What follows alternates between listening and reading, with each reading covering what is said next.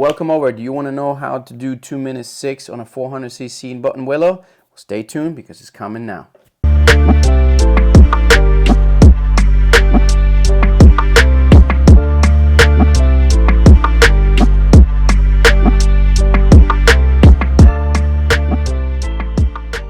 Hey, what's up everybody? Welcome back to 4-Stroke Hearts, and we are going to review the 2 minutes 6 seconds lap that I had in Buttonwillow with the KTM 390 CUP RR, because it's just a RRRRR build, typical joke that we have here at home. We usually lap when we see the BMWs RRRRR. Decided to give it that dumb name. Managed to get to 206 in Buttonwillow. I think it's my PR, and the reason why I got here is because my buddy Ed helped me and coach me through some specific areas where he was seeing where I could gain half a second here, half a second there. So he was able to help me out and give me pointers as where to square open much more effectively, where to brake much more efficiently, where to just lift off where I need to lift off, and where to just pin it when I have to pin it. There was another friend at another Buttonwillow event that had an R3. He races in CRA, and he gave me some pointers with an R3. Ed, in this case, is with an R6. He hauls. He is in the, I believe it's in the 150s, maybe high 40s in Buttonwillow or something like, or mid 50s. But anyway, let's dive into the lap. Here we go. So this point that you're seeing now at the beginning of the start is actually the start-stop line. And then the end of the video is kind of like the start-stop line. Just to see the 206 mark, because I just use this clock right here to show me the time. So 206.16, and off we go. So I'm starting from start-stop, so they're going after me. All right, so let's review real quick where we're going back here. There's a yellow cone right there. I usually brake right after that yellow cone. Now, I don't guarantee you that that yellow cone is going to be there when you are actually doing your session, but there's a little patch on the right-hand side that is pretty dirty, and you see that little kind of like a cement little structure coming from the right-hand side. That kind of gives me that's like my peripheral detecting time to brake. What I do here is just brake, drop a couple of gears, dive into the left, and try to use as much track as possible. 1, 2, and dive to the left, and try to get on the gas as early as possible. The cool thing about the 300s and the 400s, the rear wheels not going to spin unless you're like out of tire. Gun it, just gun it on the first corner, and use the exit. In this particular corner, the exit isn't that crazy, so you can really open to the right and use it as much as you can until those two cones. This one, don't copy me, because this is where I can gain about half a second, I think, because I brake too aggressively and too early. So this is how not to do it, I guess. And also, I am scared of that little cement patch on the left-hand side, so I'm not the best at this corner. This is where I think half a second hides for me. Open as early as you can. Keep it pinned. Keep it pinned until the next part.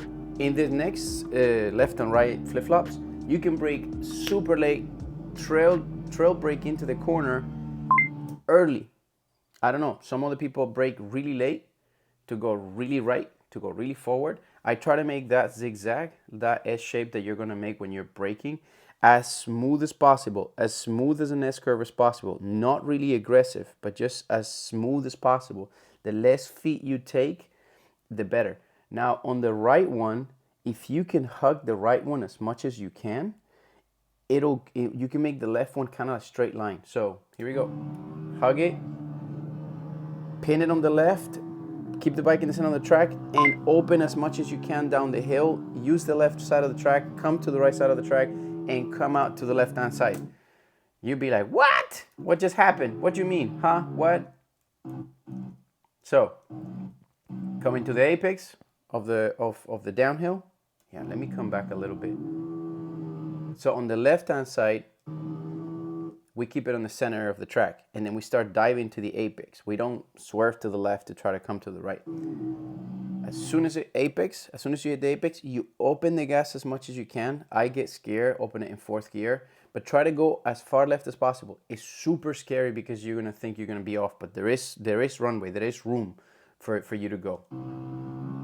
See, I don't even use the whole bit. There's still a little bit more to go where I can be almost at the piano to come into the right. Then in this one, I have another 1/4 of a second hidden. I'm not opening fully, but I think I can open fully, and if I thread it right, I could do from the left to the right and cut across without lifting. And right now I'm lifting. See, I'm cutting. I cut right there. See, my right hand is cutting. 1/2 a second right there. Open. Full open, the little bump, keep it pinned. So here, after the little bump, where you're gonna take a right, I think there's another like a few tenths of a second there for me, but I cut also the throttle because I get scared diving into the right because I'm scared to overshoot it. And look how I close it. Right. Ah. Pin, and watch me close. Right there. I close and I open again. I suck, man. That's another 200ths of a second, 100ths of a second there. So I close and I open again. Anyway, we're gonna start the really fast parts. The arriving to bus stop. Bus stop is key for the 400s, and this is where I catch a lot of other 400s that don't do this. You don't have to. It's just my recommendation. There are other fast riders that don't take it, but it works for me. So as bus stop, you're gonna have a right and you're gonna have a sweeping left. And then it's gonna come to a stop and a 90-degree left. So let's watch it. Right, your left flop, and bus stop. Right, so. All right, once we start entering this sequence, from this point, from the hump point, open and don't close until bus stop. Just open, pinned in as much as you can. Because you have a little bike, it's gonna go from like a bowling ball in a bowling alley. You're gonna hit the left, you're gonna hit the right apex, and then you're gonna keep it all the way to bus stop. A lot of bikes, especially big bikes, have to cut off because obviously there's a lot of power, and they can be sent over to the dirt. But here you have a chance.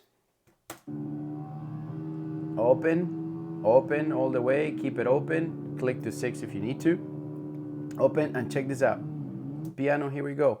I start braking. And as soon as I am about to enter the border of the piano, I lift just a little bit of pressure on the lever. I get on the actual piano itself, so that I make myself a bigger, kind of like I give myself a chance to turn earlier than before and get on the gas earlier. So usually I brake in the asphalt. I think I start braking. Let's see where my fingies is at. Yeah, right before we get to I start braking really early. I kiss on the brakes, not too aggressively because you don't want to scrub too much speed. I get on the piano, still on the brakes, let go a little, and then let go of the brakes right after the piano. Look, as soon as I leave the piano, I release the brakes and get on the throttle as early as possible before you even hit the apex. This is where I need to get more precise. This is where I need to let go of the brakes way earlier. The reason why I let off the brakes softly is because I also want to transition back from the piano to the asphalt as smoothly as possible. Lift off and as quick as I can. And here we go.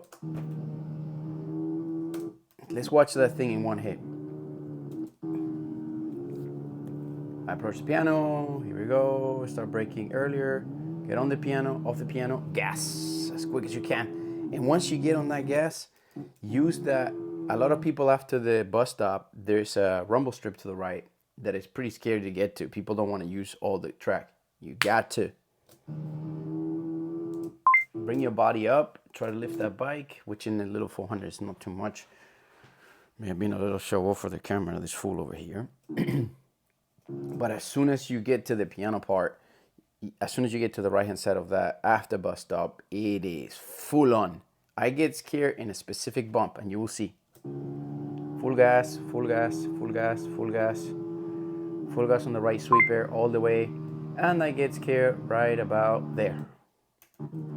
See how I cut the throttle? I go from 100% throttle to like 90, 80% throttle because there's a little bump sequence right there.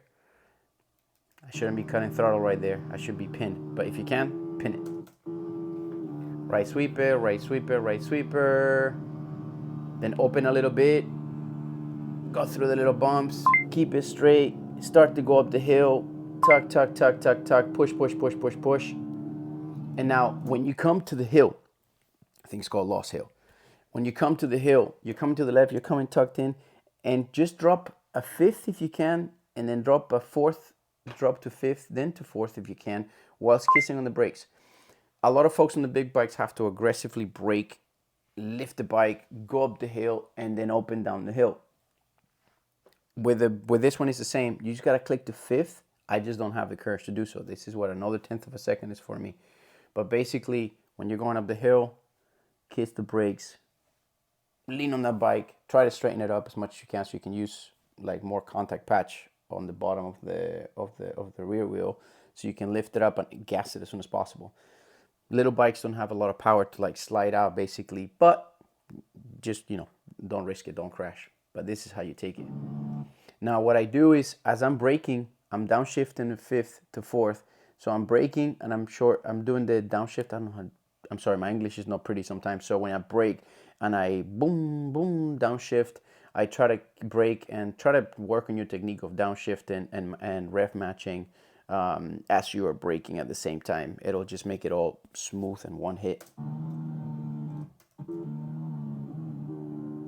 And here we go to the left and going up the hill in a bit and braking, boom, boom, and pin it as early as you can. Now, after you're done with the Lost Hill, it's going to be a rumble strip to the left. Kiss it, jump on it. There's a lot of marks of tires in there. Try to make the track as short as possible. If you can make 10 feet into a straight line, 8 feet, and cut distance, do so. Down the hill, and pin, pin, pin, pin, pin, pin, pin, pin, pin. And then here, a lot of big bikes brake really early to the left and then dive in. I actually like to make it a smooth turn, so I dive in early. I always dive in early and catch people because I'm making less distance in feet. Now my exit is going to be compromised just a hair, but we're all going to equalize in that part of the corner, because that corner is open and then it tightens and then it turns into the SS. So because we all got to compromise and kind of like come to a stop or similar slow down at that point, I just know I'm going to compromise, but then I know we're all going to compromise at that, where we all wedge in. Just don't rear end whoever you're riding with, please. I'm going to go back, pin, pin, pin, and then 2 gears, boom, boom, 4, keep it close, open it. That's where you compromise with somebody else or collide with somebody else. And then open as early as you can, which I do not do. Cut the S's, cut the S's, cut the S's. Jump on the rumble strip. Don't be scared. And pinned all the way, non-stop from the moment you exit. Here, the last turn, I hate it. I hate it because there's a lot of bumps and things, and try to fix your suspension and make sure that your rebound is correct for this track, because this track has loads of basically down the hill. When we did the left flop and the right flop and you go down the hill, there's a compression there, and then you got to continue right. And the little bump that you go to the right, there's a little bump that settles the bike, and then it comes back in the bus stop. You're going to brake and settle back into the bike.